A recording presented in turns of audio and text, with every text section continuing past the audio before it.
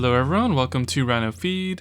Today I'm going to be taking a look at the WhiteFox keyboard, which I am extremely excited about. Thanks to Mashdrop for sending this out for review, and thanks to everyone involved, including Mateo, Input Club, and of course Mashdrop.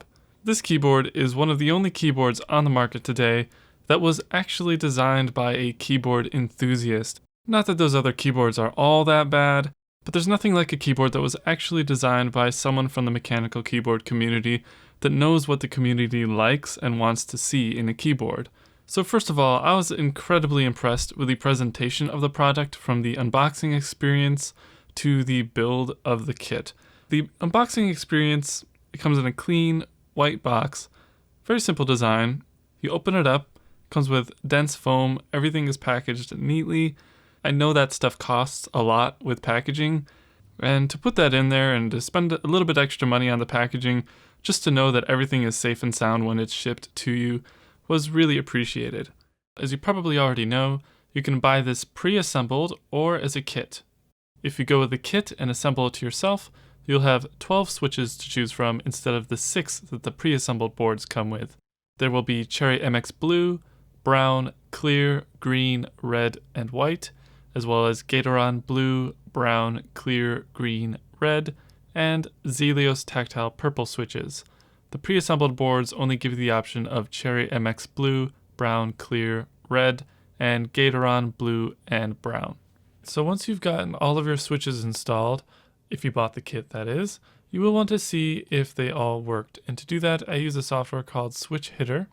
You can find it at elitekeyboards.com. I'll put a link in the description. And you just type away, and it shows which keys work or not.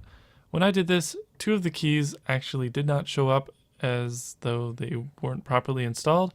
I checked my soldering job, and the solder looked all good, shiny, everything looked good. So it turned out that it was actually a firmware that you have to flash. So if you go to help, I guess I should show you the address. It's configurator.input.club. Then you can click the help button, go to update or load layouts, click on WhiteFox,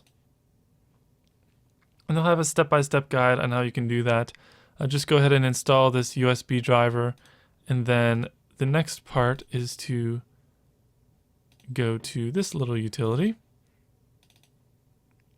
load up this dfu.exe file, and then on your keyboard itself, on the very bottom, there'll be a tiny little hole that you can use a pen or some other pointy object and press the button.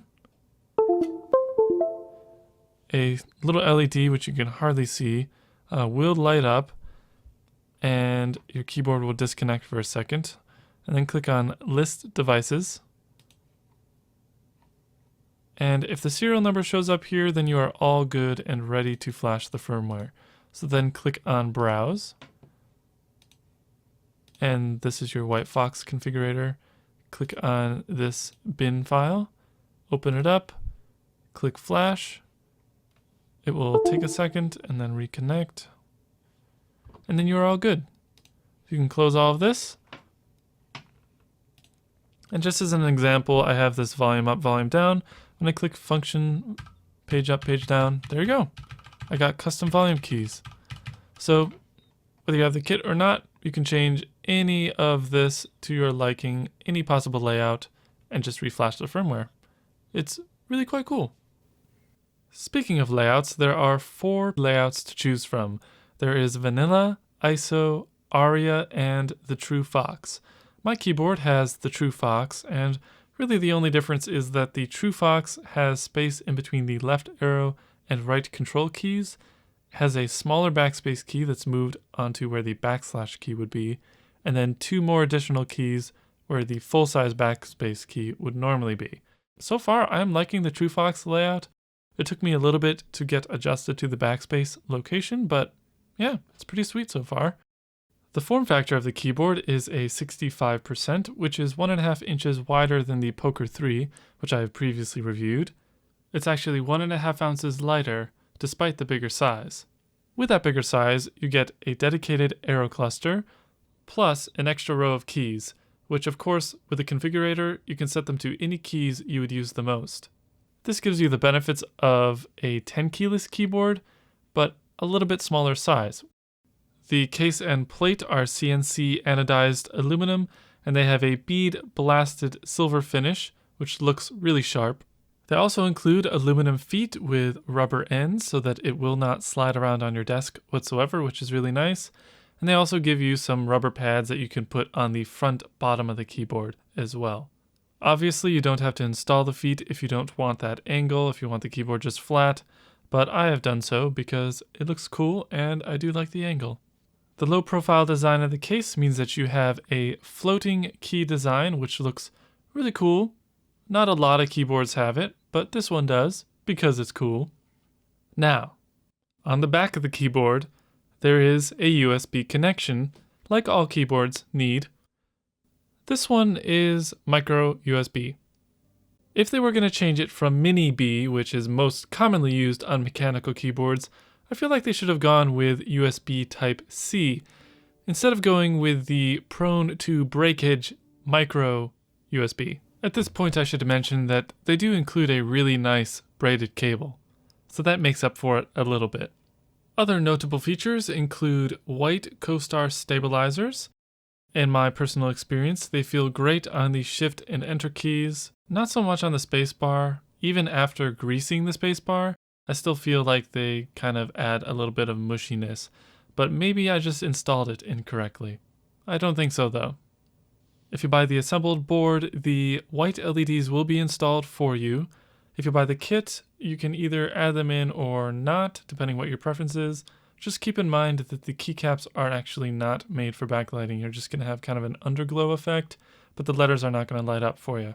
Speaking of the keycaps, that is something else that sets this keyboard apart from other mainstream keyboards. They are dye sublimated PBTs, which means the lettering is dyed into the keycaps so that they will never fade. The plastic has a good thickness, and the subtle texture doesn't give your keyboard a greasy look or feel like ABS sometimes does. They also include a few extra keys, such as the adorable fox, a few shapes, and a couple blanks. Overall, these keycaps are top-notch. You don't even want to get aftermarket keycaps because the theme is already unique as it is. So, I think that about covers it. Additional videos will include a typing test, of course. Greasing the stabilizers maybe if you're interested in that. And if you have any requests, leave them in the comments below. Again, thanks to Massdrop for sending this out for review, and congratulations on such a successful round 2. There's already 1,000 orders. Very impressive.